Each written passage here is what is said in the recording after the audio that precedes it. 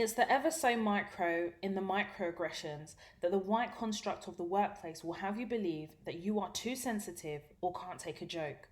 White people have found a way of gaslighting black women into believing that we are over dramatizing the violent nature of microaggression, which further pushes the racism agenda. The questions and conversations loaded with racial discrimination, not too obvious but clear enough for us to know and understand our place or that they are in charge. Their aim? To perpetuate their racial prejudice and hold on to and protect the privilege of white supremacy provided to them by their ancestors. Let us also not ignore the microaggressions from Asian people and other non-black people considered ethnic minorities who often only stand with us when it benefits them. Black people continue the journey of liberation and black education.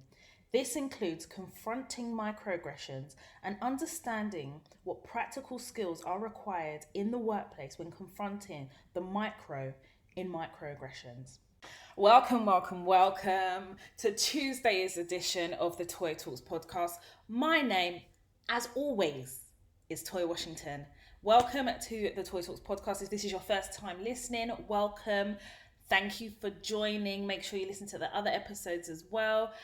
And for those of you who are subscribers, loyal followers and listeners, thank you so much, as always, for joining in the conversation and listening to this week's episode, which I am focusing on microaggressions. Now, this episode is called The Micro in Microaggressions because I got quite a few emails. I get emails all the time. And one email stood out to me because I have spoken about microaggression before, but as part of other episodes, and I think that it comes up quite pervasively in different episodes. But this young lady was sharing something that she was going through, and she said it would be really good if you could just dedicate one episode to microaggression because it's so important, because it's so micro, and it's for certain people who maybe don't understand what microaggression is, it's so much harder to prove, discuss, especially to people who are not black. So it'll be nice to just have one episode about microaggression. So I was like, you know what? I can do that. And I've scoped it out as I do with every episode. So yeah, we're definitely going to get into it. Now, one Instagram page that I really want to send you guys to as part of understanding microaggressions is macro.aggressions on Instagram, and they go into a lot of detail about microaggressions, certain microaggressions, and I really found it a good source of information when I was scoping out this episode. Do you sell weed? It's not racist. Russian isn't a race. Why are your palms so white? Can you please grow an afro? Wow, you have such good English. Is your hair real? Wow, it's so cool that you're black. I've been listening to black people's music. That hairstyle only looks good on white girls. I liked your hair before. Aggression is a noun. The everyday slights, indignities, put-downs and insults that people of colour, women, LGBT populations, or those who are marginalised experiences in their day-to-day interactions with people. That is how the Instagram page macro.aggressions defines microaggression, and it's a definition that I think I agree with definitely, and I think that it, when defining what microaggressions are, those slights can range from anything that I mentioned before when I was giving examples of certain slights. But as black women, I think that the microaggression that we experience is quite similar. So for instance, oh, you're really feisty. Oh, I really, really love black women. I love black women's strength. All those are microaggressions because it requires a person, and it's usually white people, or if it is targeted towards black women, we are marginalized as a community, as black women, being black and being women, and it's usually the people who are in a position of strength. So when we talk about the white construct of the workplace, it's white people managers who are white or who have that position of authority and have, they're basking in the white supremacy that their colonial forefathers have given them. And they make these slights and they palm it off as it's just a joke, or they and when they say it's just a joke, we may re-emphasize the fact that we have not taken it that way, and they gaslight us and tell us that what's wrong with you is usually the response. It's more of a defensive response.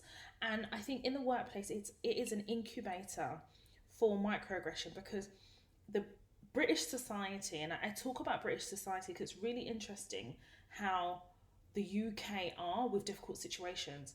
Have you ever watched any type of reality show with white people? They don't even know, okay, so like Made in Chelsea, for instance, they don't know how to have a proper argument. Like, it's almost they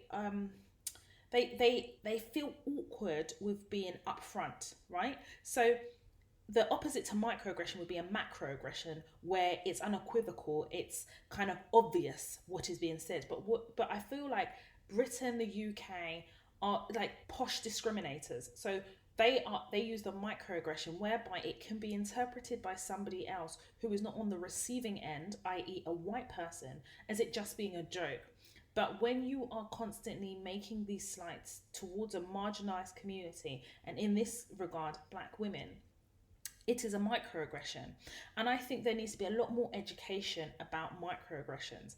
And if you remember or recall in the last episode of the Toy Talks podcast, I was talking to you guys about something that I'm working on, going into organizations and talking about Black Lives Matter, talking about microaggressions and what black women go through in the workplace, and trying to work with organizations to make workplaces more compliant and understanding what unconscious bias is. And when I say more compliant, I mean make them compliant in the way that they treat black women, so that they can work towards, organizations need to work towards a structure whereby there is more balance, there is a complete eradication of discrimination, and there's more equality. That is what I'm currently working on at the moment. So I'm hoping that I can roll that out shortly, and I will update the website, as I've said previously. I think more of a modern day example of microaggressions would be influencers who work with brands. Now, I find it really uncomfortable that through what has happened over the last few months, we have seen I think we have seen black people being more vocal about a lot of issues, but microaggression is one of those issues. So if you guys remember, is it Protein World? Yes, it's Protein World. Has a lot of money in which it's invested on social media marketing. And if you go ahead and look on their social media page, you'll see that it's quite a white brand. And I think as black women, you know what I mean when I say white brand. Now, what had come to light is that they pay all their white influencers, but they hadn't paid for over a year their black influencers. That is a microaggression, because there is an unconscious, what we call it an unconscious bias, but for me, I think it's a conscious bias. But, to further the point, it's the fact that the microaggression is that they prefer the white influencers, and that's why they pay them, or pay them on time, or pay them at all. But they're quite happy to not pay black influencers because they're black and because they're marginalized. And they know that as an influencer community, that a lot of brands are not necessarily targeted towards black people. And black people, we are still very grateful for opportunities, so we're less likely to rock the boat and be vocal in case we kind of blackball ourselves, and we blacklist ourselves, if you like, and organizations don't work with that particular influencer, so the influencer suffers it. And that to me is a microaggression, because it is basically rooted in racism. It's discriminatory in nature, but a white person looking at that could say, well, maybe the black influencer wasn't paid because they didn't invoice on time, or whatever the case may be. But then what happened was, when the influencers started to vocalize this, they found that they weren't the only ones. And I counted 6 black influencers who had not been paid for over a year. But every single white influencer on a protein WOD campaign had been paid. That is a microaggression. I find it quite destructive. I find it quite violent. And I also find it quite troubling. And I don't use those words lightly. Gifting is very problematic. And I'll tell you why. I'm not saying that white influencers don't get gifting. That's not what I'm saying. But white influencers are more likely to be paid, offered payment, than black influencers. And I think that has come out a lot over the last few weeks. And it's purely down to the fact that they're black. There was this one company, I can't remember, they're like one of these, you know, these tea companies. And basically the CEO of that company had basically said, as a company, and they wrote it down, they're not working with black influencers anymore because the return on investment is non-existent. So they're just not going to work with black influencers. That is a microaggression in every sense of the word. In fact, I'd go as far as saying that's probably a macroaggression because he actually says black people, but I can see where it is more of a microaggression. So when I was talking to you guys about gifting being problematic, I'm going to share with you a personal experience that happened 3 weeks ago.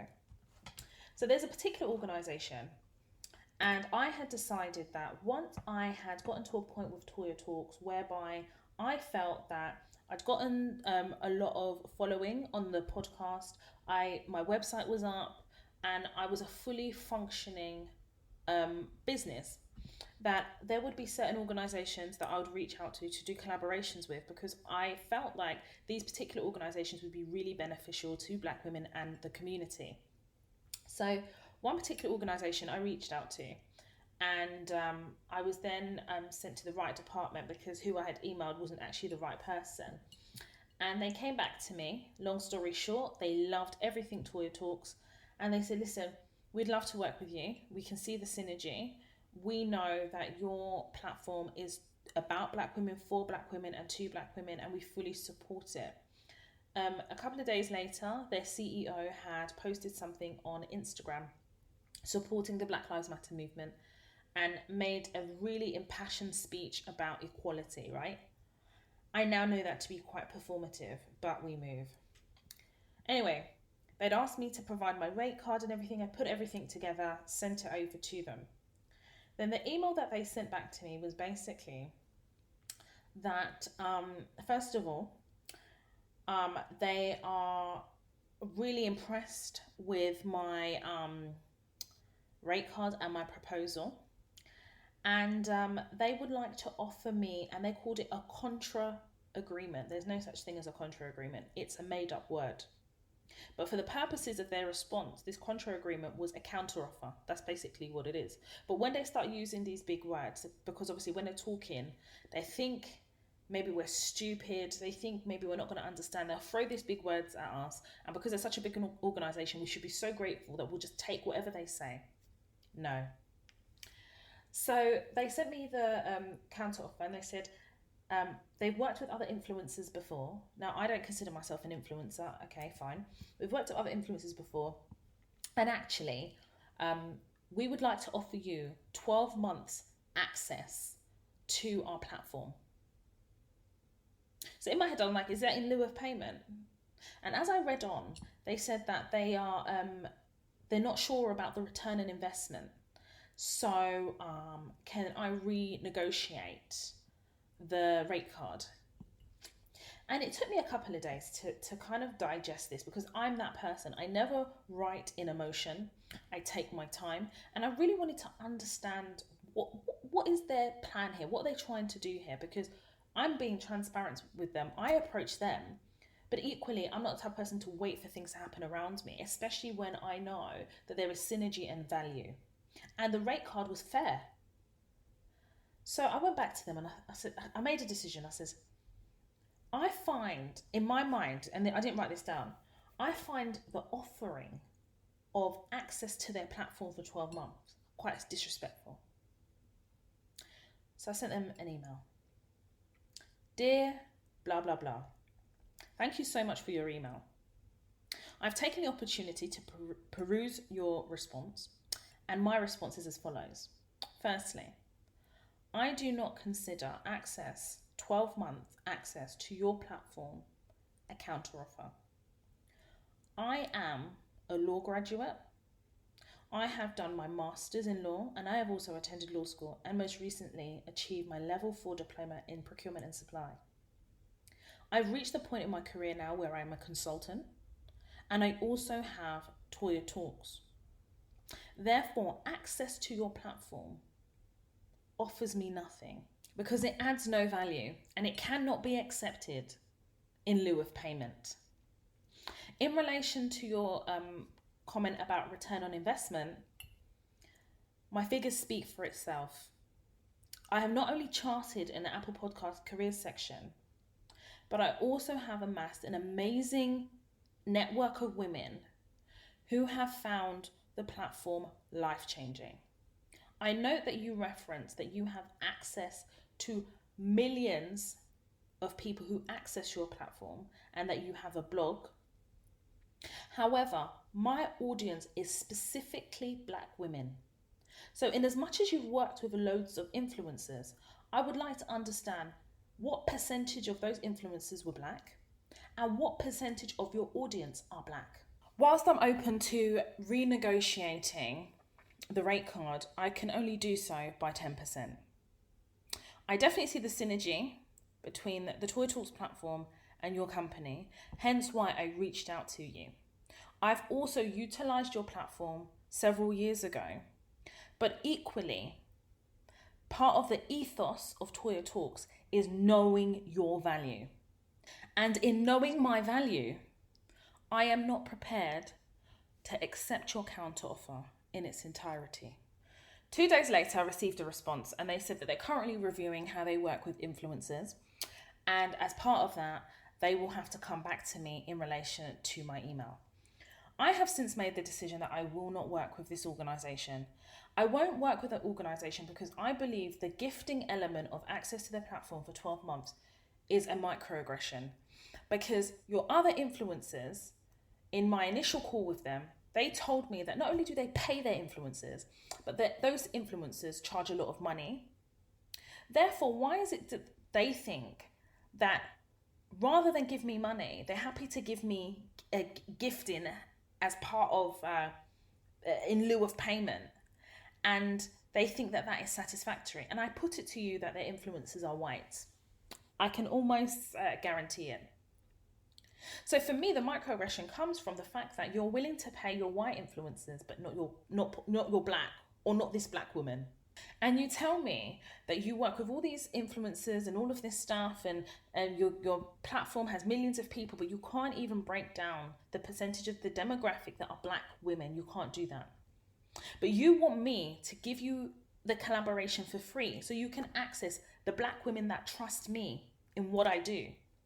They are worth so much more than to sell my platform or myself cheap. That's never going to happen. And I started to deepen and I was like, this is what a lot of Black influencers go through. Gifting is not a form of payment. Gifting is effectively saying, we do not want to pay you. We do not value you enough to quantify your creativity monetarily. Instead, take products in lieu of payment. I wish Black influencers knew their bargaining strength, no matter how big or small their following. And that's something I posted up on Instagram last week. And I just want to leave that here. So in the world of work, there is that microaggression around money too, but just in a slightly different way from influencers. So, for example, a lot of women will go into the world of work, or you get an offer, and you and I know that your white counterparts probably earn a lot more than your Black counterparts. But everybody talks about the pay gap between men and women, but they don't go down to the granular detail in relation to race. Because I put it to you, if they were to do that, Black people will earn the lowest in most organizations that you work in. If you want to put me to the test, ask the question. Ask the question. They won't answer it. They'll be uncomfortable. They'll make you uncomfortable because you are now seeking to highlight a fundamental flaw that as white people, they're happy to protect. And then instead, it comes out in the microaggression. So there was that young lady, I think I told you guys about it, whereby she was offered a role and the hiring manager told her that her predecessor was on 50k, but yet they offered her £45,000. And then when she asked for the 50k, because obviously she now is being made aware of how much she could actually get for the role, they basically told her no. They didn't even come back to her when she chased them. They told her no. They gave her the runaround, but they're happy to pay a white man 50k, but not a black woman. That's a microaggression. And for me personally, I will walk away because I'm not going to be placed in a situation now where I feel like the reason why you are not paying me what I am worth, what I deserve, is because of the color of my skin. So you are using pay to discriminate against me on a micro level. But if I then highlight that, you will gaslight me and tell me it's in my head and give me so many excuses. And I think it's important that in understanding microaggression, we have to understand how it manifests itself in the workplace. And we have to then talk about how we now present it when actually drawing it to the attention of either human resources or a line manager. And I'm going to get onto that a little bit later on.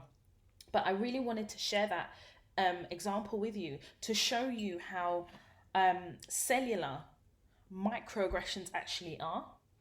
And I think the reason why they're so dangerous is because they play on our mental health as black people. Because when someone says to you, it is in your head, automatically begin to question the reliability of what you're thinking, your emotions, or whether your actual reaction is legitimate. And that's where the problem lies. And that's where the gaslighting starts. And I think that until you are able to understand how microaggressions work, it's really difficult then to be able to confront microaggressions, because the only way to deal with microaggressions is to confront it. Because it's micro, it is small in, when I say small, it's small in definition.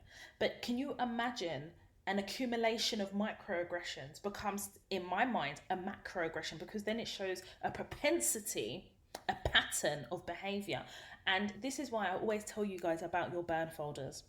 This is the reason, because sometimes microaggressions can seem in isolation so small, but when you have examples of several instances of microaggressions, you are then able to show a pattern of behavior, and you are then more likely to be able to position a conversation or to have a conversation about microaggressions, because now you have a cluster of microaggression examples and you're able to present it in such a way that somebody listening, hearing, receiving what you're saying is finding it hard now to make excuses for an isolated incident that is, in their mind, in your mind, or so small. I'm hoping that you guys are following what I'm saying here, because microaggressions in the workplace is very difficult. And your burn folder is your opportunity to be patient enough to collect evidence, because that's what you're doing, evidence of something that has happened that has now become macro, because there's been so many instances of it on a micro level. The effort that white people put into microaggression is kind of crazy. Like, it's as micro as their seasoning, because their seasoning never exists. The energy that they bring to microaggression is kind of crazy. And I think what has happened is, like I've always said to you guys, it's the shift. Now we're having open, frank, and honest conversation. And I feel like white people are becoming increasingly uncomfortable, increasingly aggressive as well. So today I shared on my Instagram that obviously I was like talking, I was like, as usual, like what I do, and discussing certain things.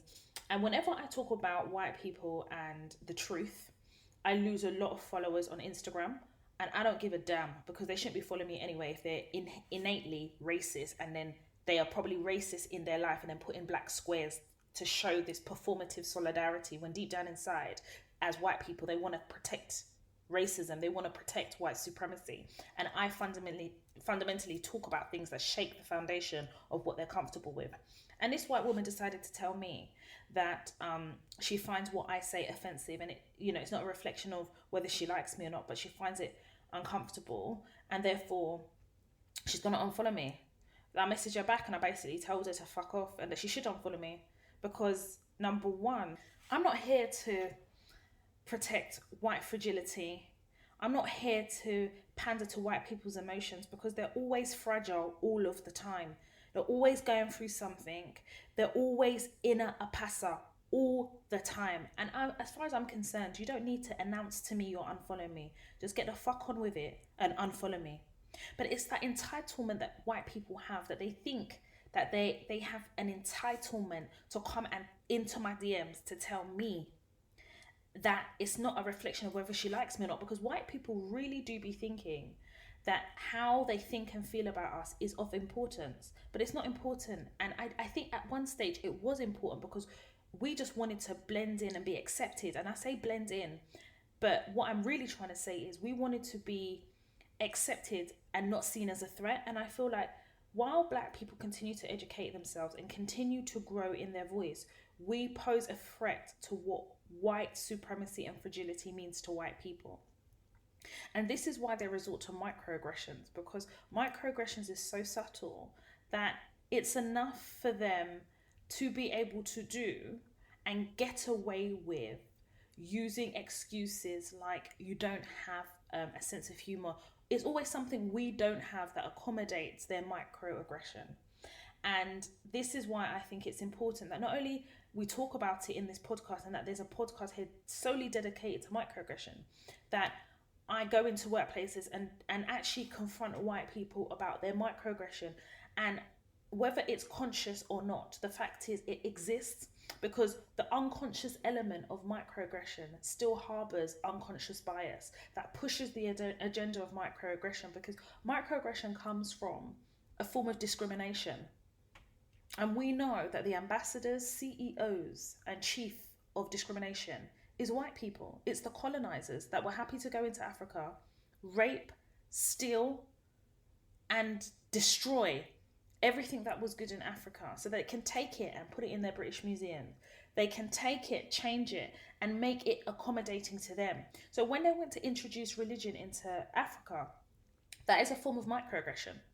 Because for them, in order for them to appropriate everything, they had to make it more appealable to them.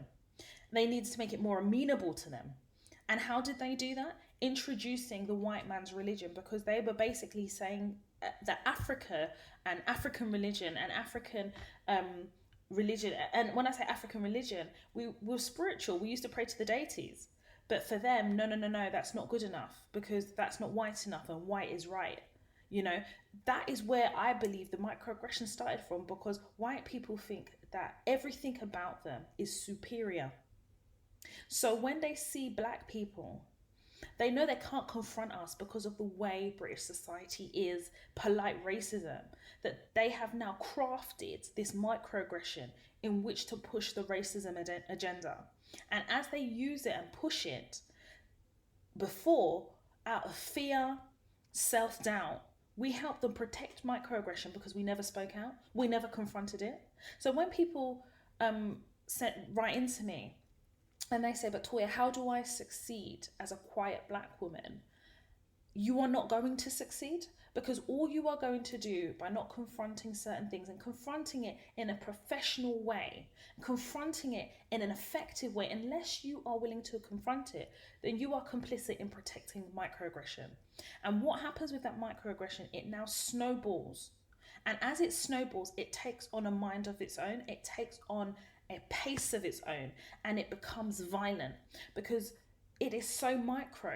So when I gave you that example about the white lady that had slid into my DMs to basically, table her upset and complete annoyance at me talking about white people and whatever it is else that she had an issue with that I was discussing on my Instagram page, I had to tell her to fuck off. And I said it in such a way, white people, they taught me how to say the word fuck off, yeah? In such a way that it shakes the foundation of their heart and the chambers within their soul. It shake it. Because I feel like with white people, their microaggression, it's not just restricted to the workplace, it's in life. So when this white woman felt that she can come into my DMs, it's a form of microaggression. It is a microaggression because it's aggressive in nature. I want you to know what I think of you and your black, pro-black voice. And all lives matter is a fucking microaggression as far as I am concerned.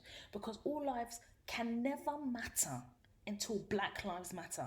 Because part of all lives includes Black lives. This is they're so thick, they don't even think.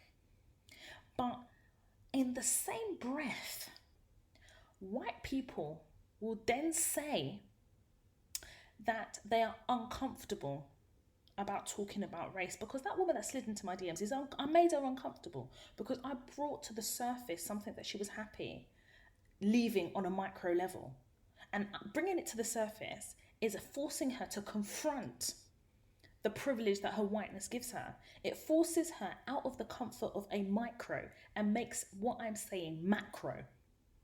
Do you understand? So when I'm telling her fuck off, and when I say it with my chest.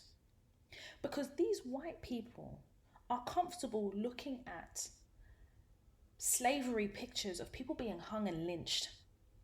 There was one picture I saw that triggered me of a black person being set on fire with a crowd of white people watching.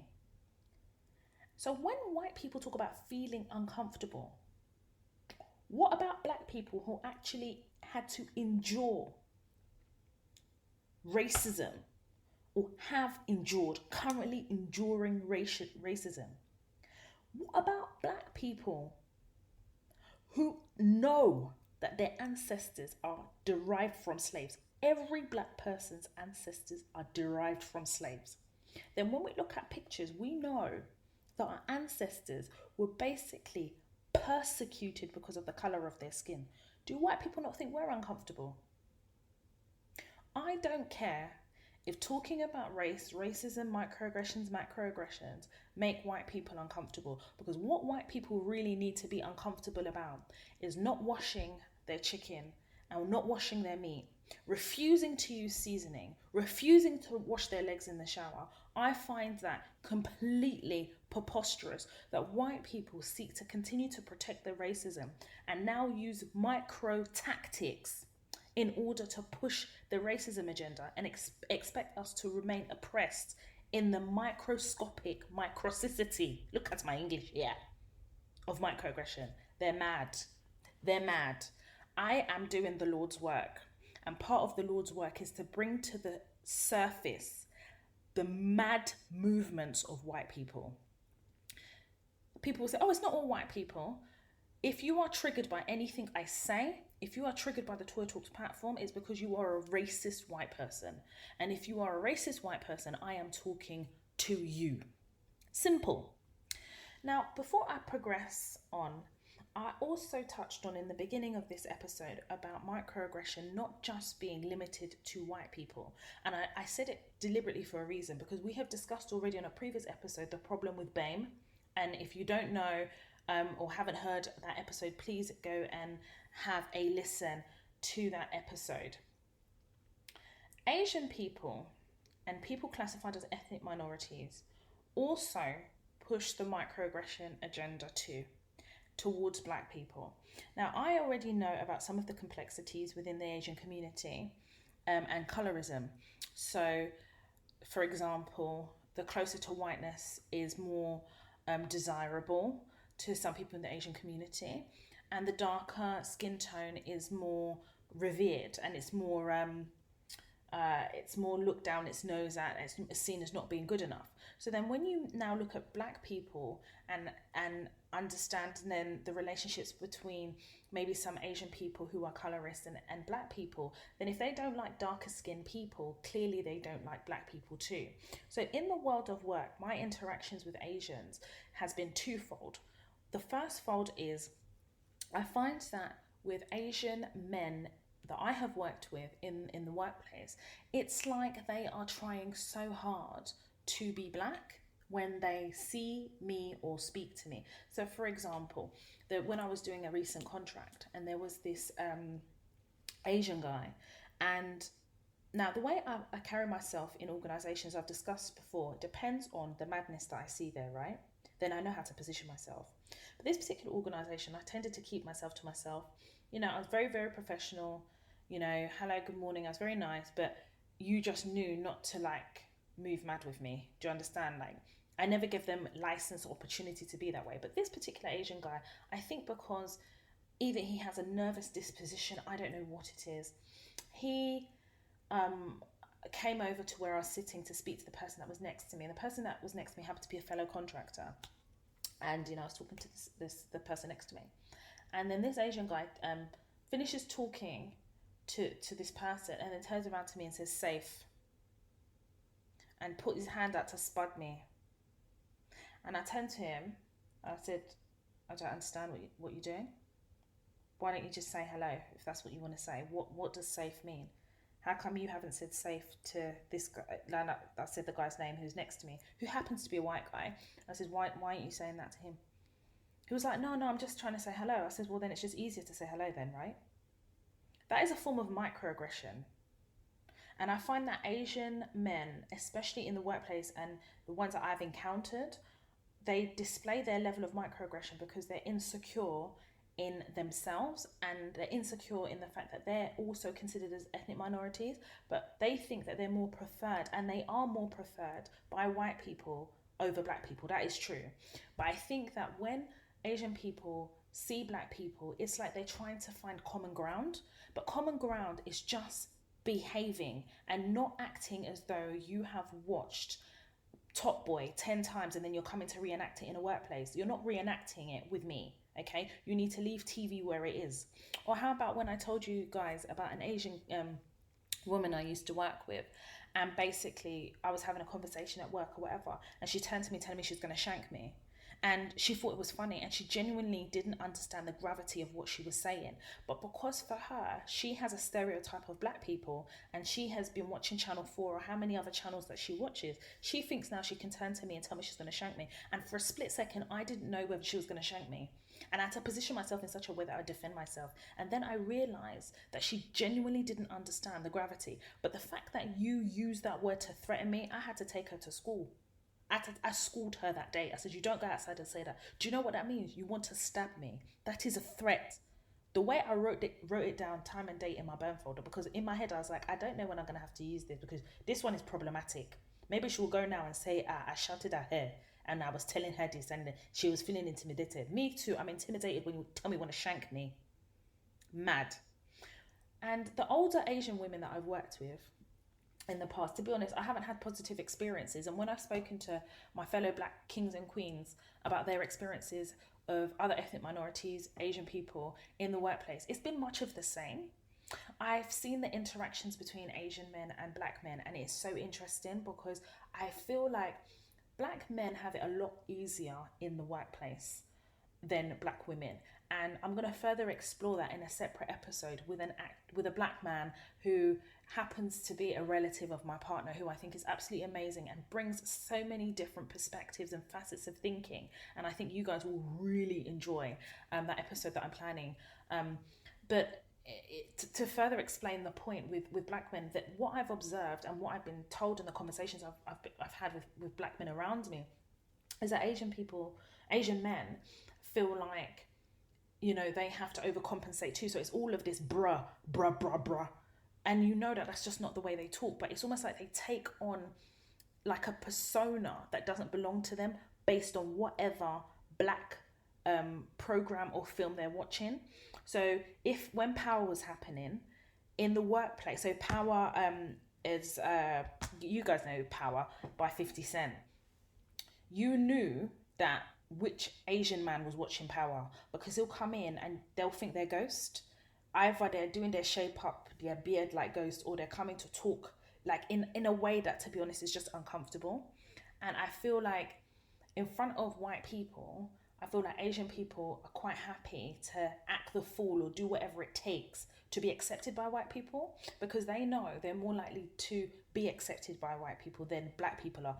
Asian people know that. They're very well aware. And as ethnic minorities, I think something that we share and understand is the pecking order or the preference of white people. Like, we know, we're not stupid. It's just that we don't talk about it enough.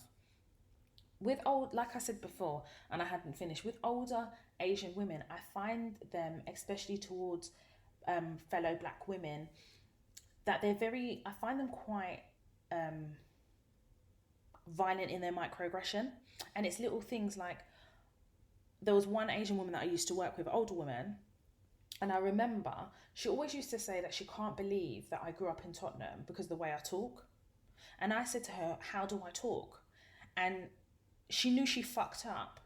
And then she would be like, oh no, nothing. And it's a form of provocation with the use of microaggression. And that's what makes it violent, because you're provoking me to question you, or you're provoking me into a corner whereby I know what you're insinuating, but it's hidden in the depth of microaggression that you can seemingly get away from it or get away with it because you're positioning it as a form of an opinion, but it is an opinion laced in prejudice.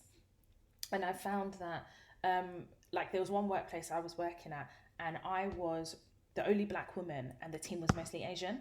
This older Asian woman made it her task to let me know that she was the boss, and to let me know that at any one time I can be replaced. And at any one time, I needed to understand that she would always prefer Asian people, Asian men and women in that organization over me, and that I was a nothing. And it was the microaggressions. It was the fact that, you know, it was her position allowed her to have her aunties, uncles, cousins, nieces twice removed, cousins twice removed, and third along the line. They were all there. And I was basically she tried to push me out of the job. And long story short, anyway, she had a gross misconduct case because she fucked something up and then tried to blame me for it. But there's an audit trail, and I'm not stupid. And even at that young age, I definitely knew about defending myself and evidence. And I think that's why, obviously, I went in to study law and stuff. Yeah, so it was gross misconduct. And I remember I was working at through an agency. I was an agency staff. I was like a temp staff. I was pretty young, but I was still at that point quite conscious of the fact that this Asian woman made it a task of hers to try and get me out, because she wanted to replace me with another Asian person to make the whole team Asian. Now, I'm not saying all Asian people are like that, of course not, because there's good and bad in every race.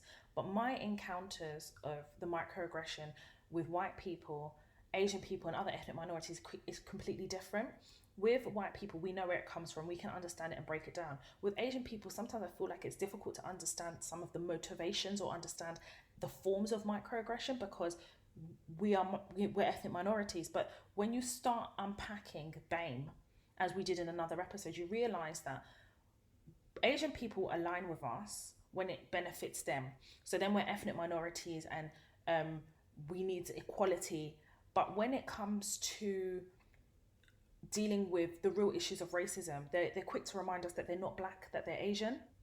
And I didn't know, and this is maybe quite ignorant of me, that up until a couple of years ago, I thought Asian people were black. And I know that sounds a bit crazy, but for me, I didn't realize that being Asian was it's, for me, it's like when you talk about skin color, I didn't know Asian people just refer to themselves as Asian. So I had to educate myself. I was like, okay, at the end of the day, if that's how Asian refer to themselves, that's fine. But this now makes sense as to the reason why Asian people can kind of switch in and out of BAME, because at any one time, it's about when it benefits them. Other ethnic minorities, to be honest, other ethnic minorities and microaggression is quite confusing, because I feel like at the end of the day, we are always considered at the bottom, and the melting pot is what white people have created to make it seem as though they have something that benefits all, because obviously then it's pushing the agenda that our experiences of racism is the same. But microaggression is not the same across the board. It's different because, like I said, Asian people can dip in and out, and it's harder to prove microaggression because they're classified as ethnic minorities. But with white people, to me, it's very obvious when it's a microaggression, because ultimately it's to do with white supremacy, power, and oppression. So I thought that was quite important that I broke that down and had that kind of dialogue with you guys, because I think some people find it uncomfortable to talk about microaggressions within ethnic minorities, because I think other ethnic minorities are quite sensitive. And they're quite sensitive because, again, you're shaking the foundation of what other ethnic minorities are comfortable with, protecting themselves against the racism that they know is quite differently experienced by Black people. So it's just, I don't know, it's just, to be honest, it literally is like a rabbit hole. But this is the reason why I had to do this episode the way I'm doing it and the way I am explaining it, because of the different layers of microaggression. But ultimately, it boils down to the definition of what microaggression is. And I hope that I have created an understanding of microaggression so that it's easily articulated when you are now having to confront it, to reinforce the violent nature of microaggression, to be able then to make sure organizations hold microaggression to account. Now, I've spoken about microaggression as influencers in the creative industry, in the workplace. But what about outside of that? So like maybe a reality show, because you guys know, obviously in 2014 I was in Big Brother, and I have an episode coming up about my experiences of Big Brother as a Black woman, and kind of doing like a bit of a confessional about my experiences and how I internalized it, direct and indirect discrimination. But when thinking about microaggression, for the purposes of this episode, there is a woman called Louisa Zisma. If that name is familiar to you, she was actually on Apprentice a few years ago, and then she was on Celebrity Big Brother, and then she progressed to Big Brother's Bit on the Side. So if you don't remember Big Brother's Bit on the Side, it's after the live Big Brother show. Then the bit on the side is where like celebrities will come and give their view about the housemates and things like that. So obviously when I was on Big Brother and the civilian show, when I came out of the Big Brother house, I had my interview and everything. And what happens is you have an interview straight afterwards. And mine was with Emma Willis, who is the most beautiful, kind-hearted woman. Like, she's amazing. She's just such a nice person, like genuine person.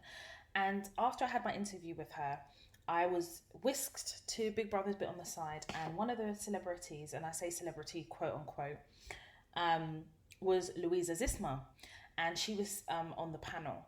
And long story short, I was having my interview or whatever. Louisa was very, very aggressive towards me, very, very confrontational and aggressive. And I think what struck me was she was on Big Brother, the celebrity Big Brother, a couple of years ago. So she understands when you've just come out of a reality show, you've come out of a process, you're processing everything. It to be honest with you, it was a lot. Yeah, I went through a lot.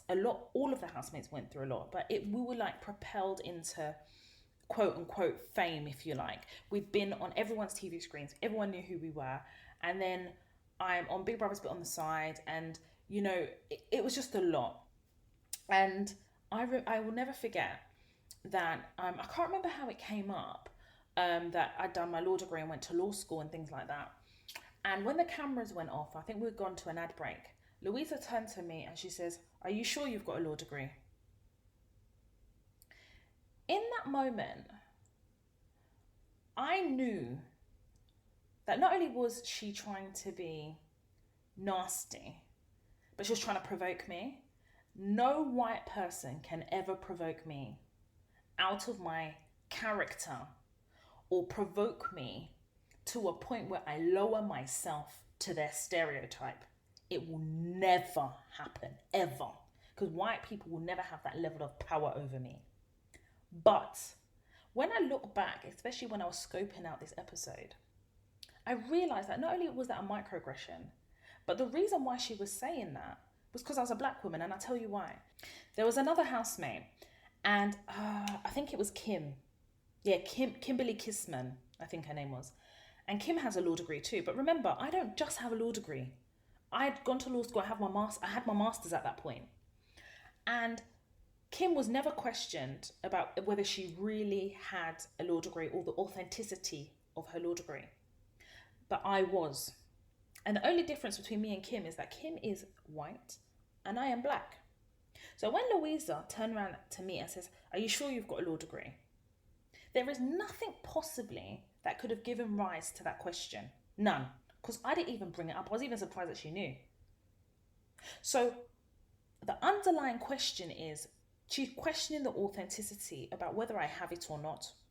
Because number one, really? Me, black girl from Tottenham, you have a law degree. Where did you buy it from? Because that's what she probably wanted to say. That's how she should probably finish that sentence. But two, do I really have one? So I must be lying. And this is what white people do.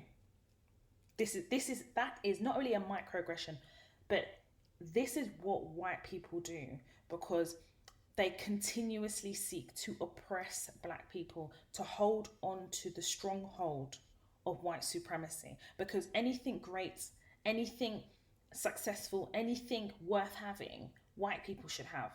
And black people shouldn't even get scraps. They should have nothing. And when I deep it, Louisa could never say that to me now in her life, ever. And I don't know whether like she remembers or not, or whatever the case is, but it left a scar with me, because I remember after Big Brother's bit on the side, after doing some press stuff and going back to the hotel, I remember thinking to myself, she must really hate me, because where does that come from? And I knew it was race.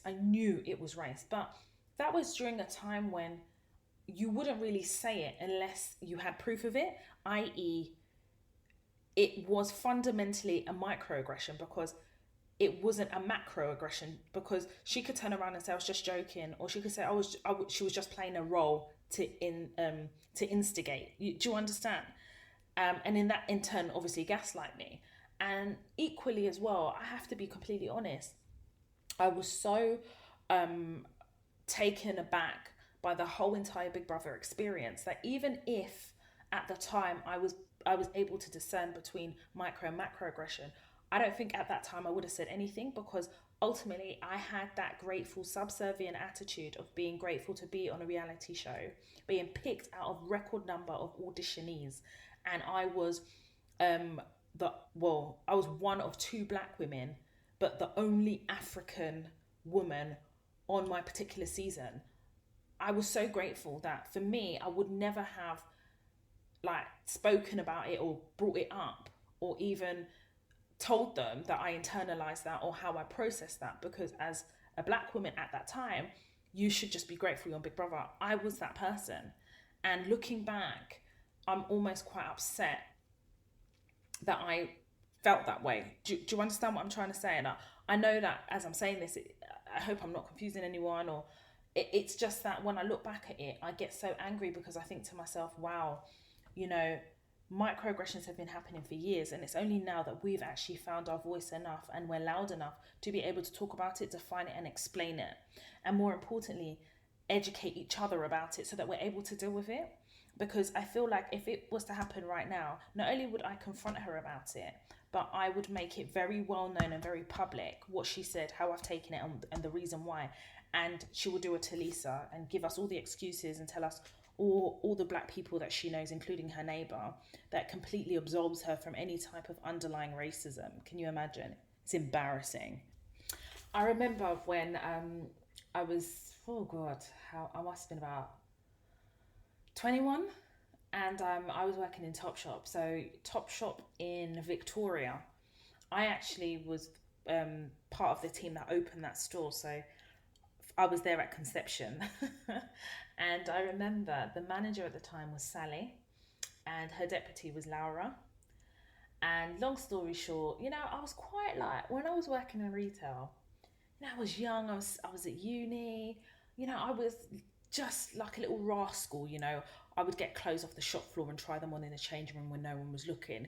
I was just like a normal, regular, young person living my best life with all the essence of everything that was immature. And I will never forget the day that I was on a late shift, and it was actually Laura who was on, who was like the manager at the time, because Sally done the morning shift. Long story short, um, I always found that every time Laura was on shift, she would always send me to the changing rooms. Now, part of that is because I was always misbehaving, right? And the only time I ever behaved was on the tills, because obviously that is more customer facing. And I was very good with the customer element of it because I loved fashion and I loved talking about clothes. I loved, but Laura always put me in the changing rooms. Cool.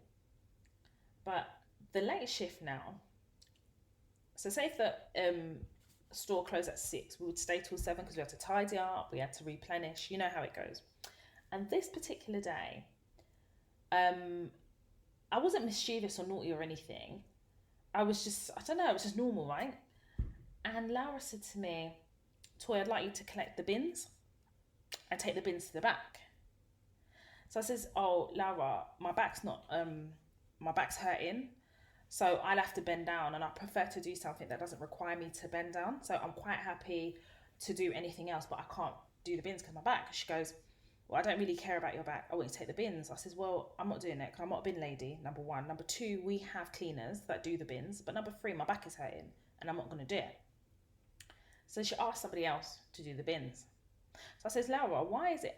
And now, you remember, 21, I was immature and I dealt with it wrong. But the essence of what I was doing remains the same. So she asked somebody else to take the bins, and that person was black. So I said to Laura, Laura, why is this person the second black person you're asking to take the bins, but all the white people here, you're not asking them to take the bins, you're giving them dignified jobs, and you're giving black people the undignified jobs. And I find it undignified when we already have cleaners whose job it is to do. But it's like a form of punishment, that you're using it now to punish us because either we've done something. And she goes, well, you, and I can't remember the girl's name, and I think it was a girl. Oh, I can't even remember her name. And she goes, you two, all you were doing was at the changing room. So yes, you should take out the bins, and hopefully when you're taking it out, you think about your behaviour. I said, so basically you're trying to punish us. And she says, it's not a punishment, it's part of your job. I says, but how can it be a part of our job if we have cleaners? And I'm not saying it's undignified to be a cleaner, because at that time my auntie was a cleaner. I have no issue with that. But it's the fact that you're doing it and it's quite punitive. You're trying to punish us. And then she said to me, you know what, Toya, just get out, and she screamed. And everyone was just looking at her like, why are you screaming? Because Toya's not even screaming here. Anyway, I'm putting a formal complaint for racism because I felt she was being racist against me. And there was another occasion where, again, all the jobs she wanted me to do had to do with cleaning. Now, looking back now as an adult, as a 35-year-old woman, I definitely think that Laura had an unconscious bias, and she favoured white people, anybody that looked closer to her, and anyone that looked closer to me, she put us on what I perceived at the time to be punitive jobs of punishment. Anyway, they didn't uphold the racism or anything, and they basically said that it was a miscommunication. Now, looking back at it, that is definitely not how I would handle it as a grown adult, especially now. I've had a lot of life experiences. I've had to deal with a lot of things at work. But as a 20-year-old, passionate, big mouth, young person, I was expressing myself. But even at that age, I definitely could understand racism and its unconsciousness. But I didn't know it was called unconscious bias or a microaggression or a macroaggression. I didn't know any of that. Now, if I could talk to my 21-year-old self, what I would have said is, do the bins, take a note, put it in your burn folder, and then create a folder that gives an example of a pattern of behaviour singling out black people and giving black people more disadvantageous jobs in comparison to our white counterparts. And if I had about 4 or 5 examples of where this happened, I could have also, spoken to the other black staff and recruited them, quote unquote, to support my notion that we're being racially discriminated against. Because if I table my findings, if you like, or what I've managed to put in my burn folder and present it to a black person who has been in that situation, they may feel the same way. And that to me would have been enough to then put in a formal, not only letter of complaint, but I would have put in the complaint to the line manager, Laura's line manager, who is the store manager, before going to HR and giving them the opportunity to deal with it um, uh, at store level, and then show them that I've tried to sort it out in house before going to HR. Like, that's how I would have dealt with it differently had I known. Um, but the reason I talk about that too is because I feel like retail jobs, every single job that is possible to do, there is always forms and examples of microaggression. It's not just confined to the office. Do you understand? And it's not confined to the corporate world, because I don't just talk about the corporate world. I talk about the working world. I'm no longer in the corporate world. I was in the corporate world for a couple of years, but most of my experience has just been in everyday working world. And I think it's important that people understand that microaggression can manifest itself anywhere. Now, for the purposes of the podcast, yes, the working world, but even in life, you know, when someone calls a black woman feisty, it's a microaggression. I've never heard a white person tell their fellow white person that they're being feisty.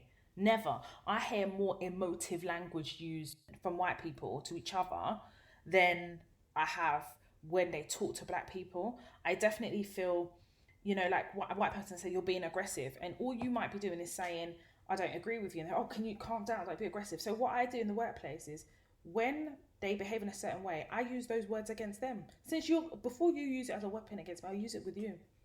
Oh, Toya, I don't agree with you, and the person's maybe getting a bit impassioned. I'll say, can you calm down? I feel like you're being a bit aggressive and I'm finding it intimidating. Do you think I find it intimidating? No. But when I speak how they speak and I use it against them, that's the only way to understand what I'm trying to say to them. And I think that as black people, and as black women, actually, everything we do, everything we say is aggressive. It's demeans to its negative, to deflect from whatever the issue is. And I think white people do it so well.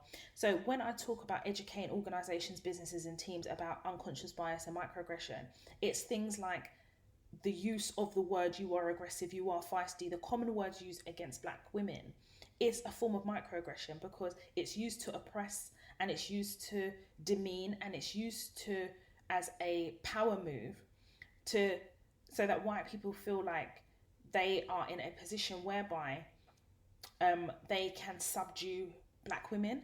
And it not only is violent in nature, but it's discriminatory, especially when it's constantly directed at black people.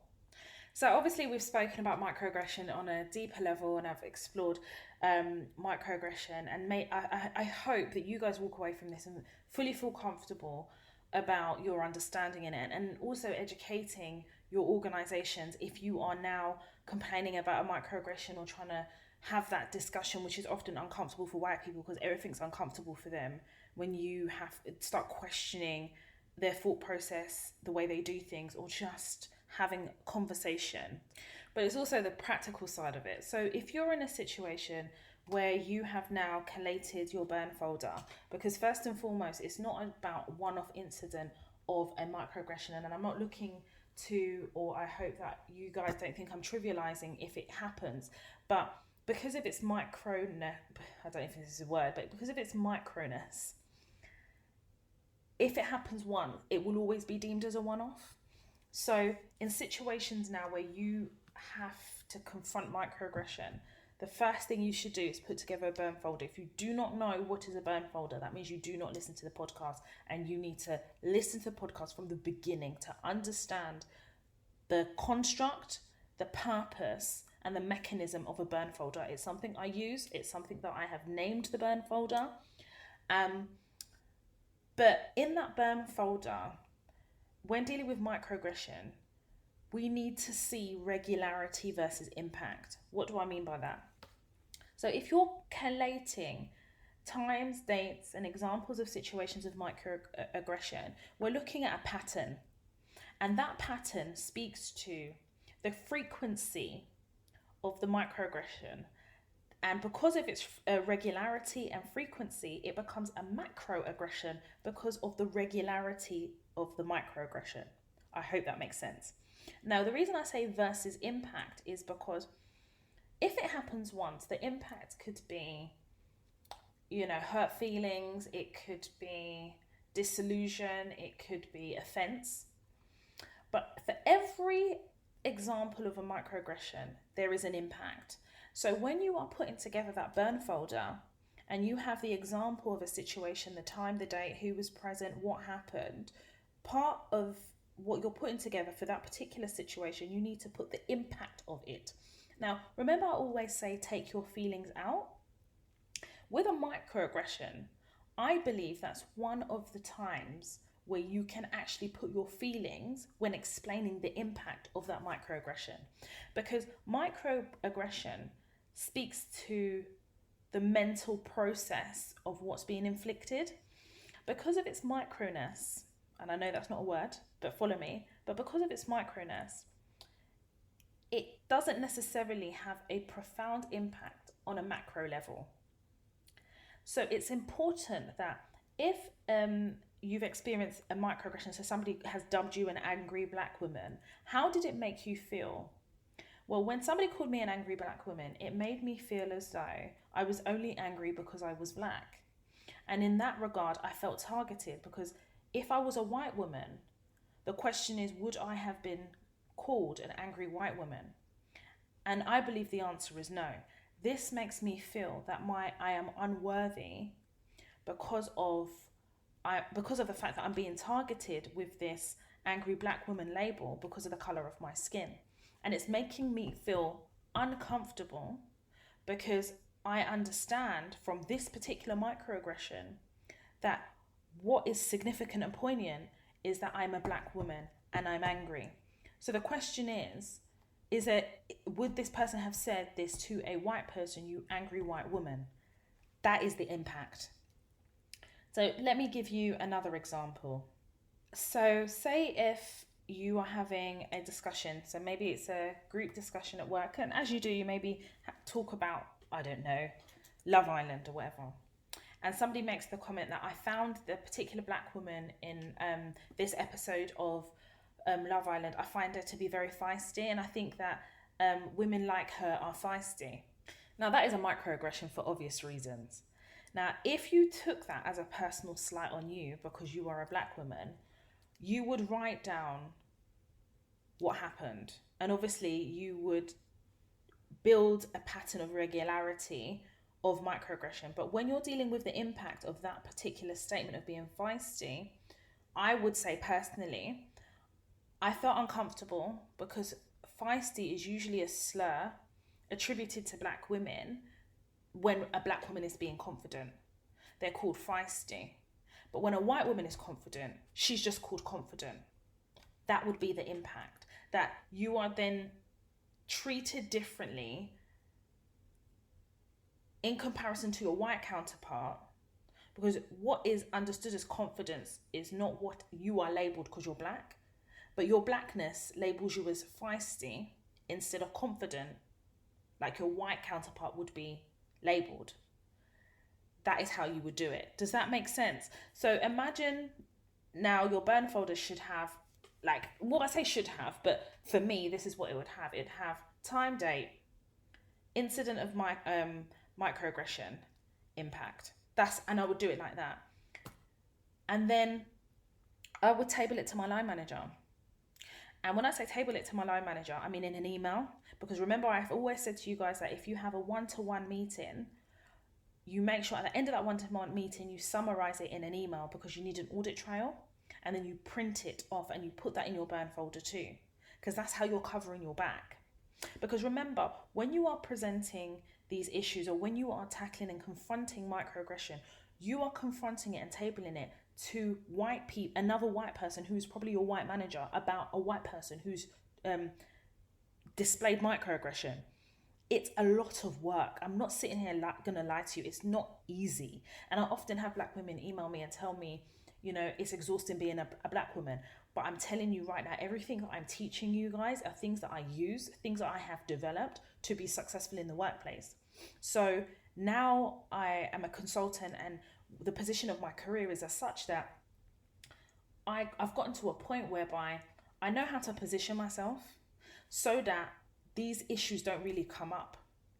So the microaggression doesn't come up as frequently because of the way I carry myself in the workplace. You will even find it, if I am just there, do my job and go, yes, I'm polite and professional, it's difficult then for you to try and develop a relationship with me and then feel comfortable enough to have certain conversations where microaggressions might appear.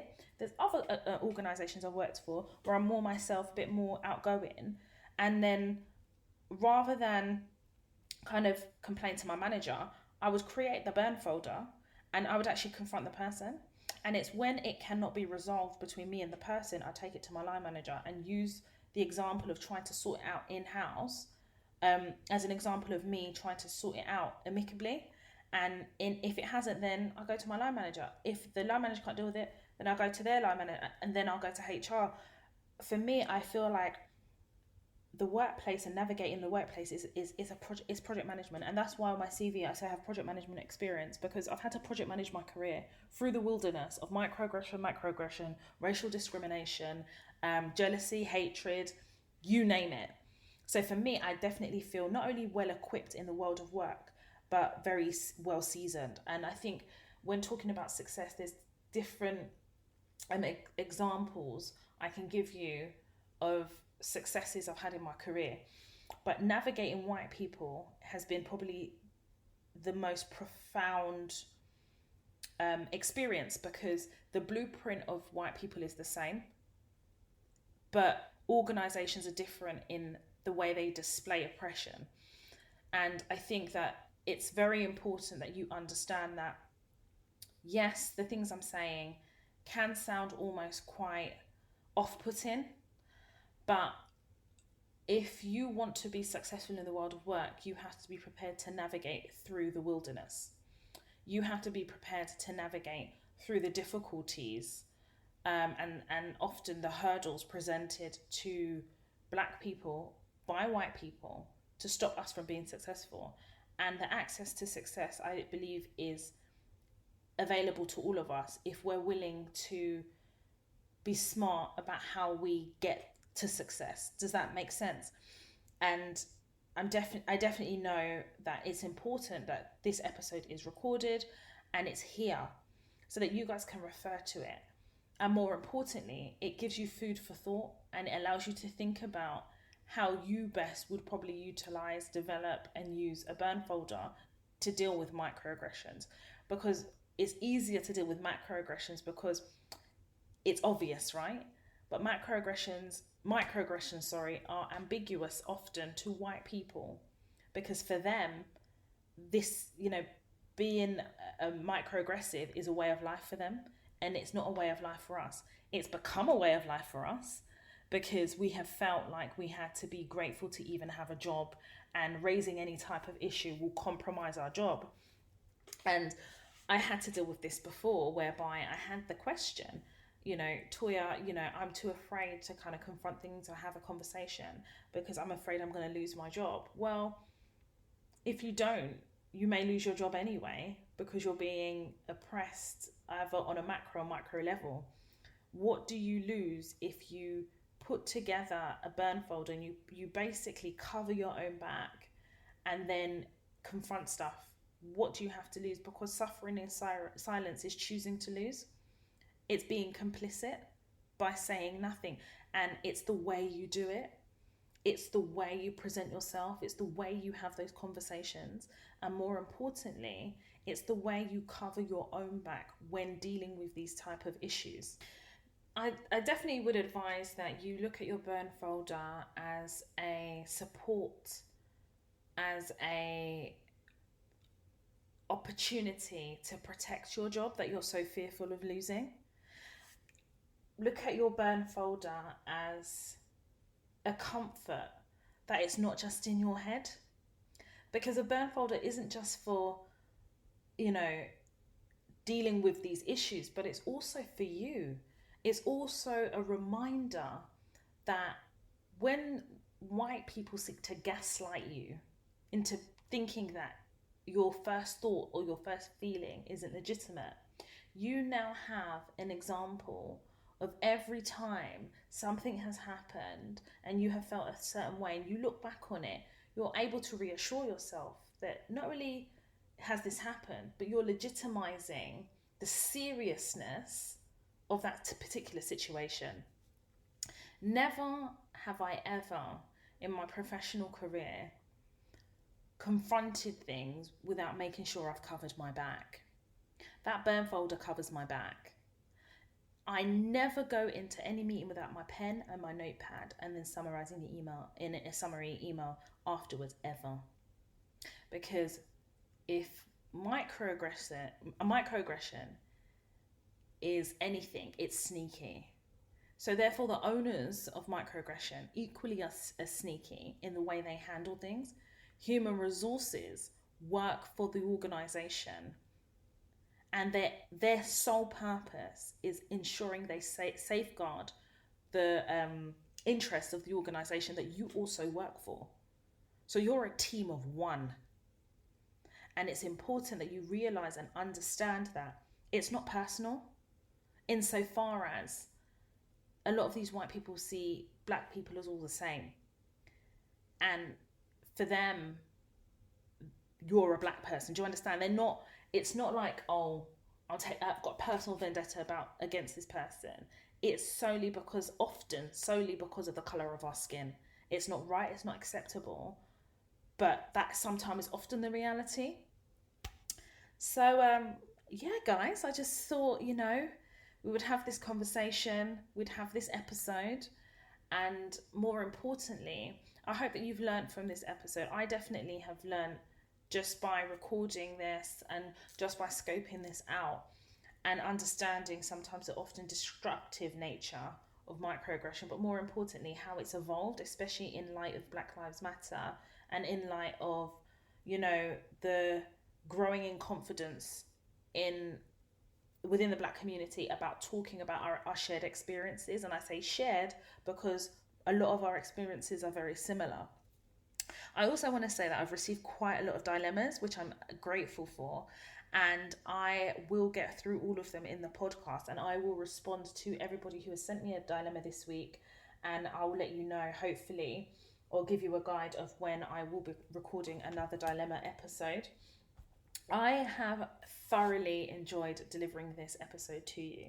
More importantly, I'm just so happy that I'm able to help thousands of women all over the world through the Toy Talks platform.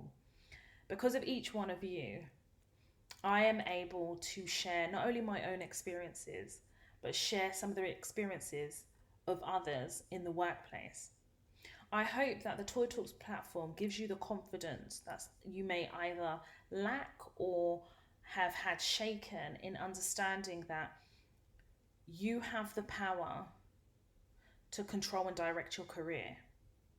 And navigating the world of work is relatively difficult, but if you understand how to navigate white people in the workplace, you are one step closer to achieving the success that you deserve.